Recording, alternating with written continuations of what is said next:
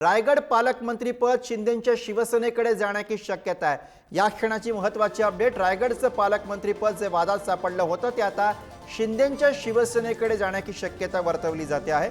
यापूर्वी आदिती तटकरे यांच्या नावाची पालकमंत्री म्हणून घोषणा करण्यात आली होती आणि त्यानंतर शिंदेंची शिवसेना आणि राष्ट्रवादी काँग्रेस यांच्यामधला वाद उफाळून आला होता आणि त्यानंतर आता जी नवी बातमी समोर येते त्यानुसार शिंदेंच्या शिवसेनेकडे रायगडचं पालकमंत्री पद जाण्याची शक्यता 2 दिवसात याबद्दलचा निर्णय होण्याची शक्यता वर्तवली जाते। महत्त्वाची अपडेट रायगडच्या पालकमंत्री पदाबाबत।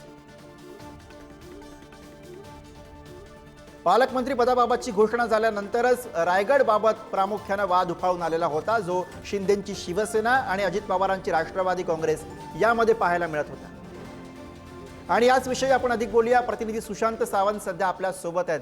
सुशांत, पालकमंत्री पदाची घोषणा झाल्यापासून रायगड मधला वाद होता, किंबहुना त्याच्या आधीपासून हा सगळा वाद होता आणि आता नवी जी माहिती समोर येते त्यानुसार शिंदेंच्या शिवसेनेकडे हे पालकमंत्री पद जाऊ शकते, काय कळतंय?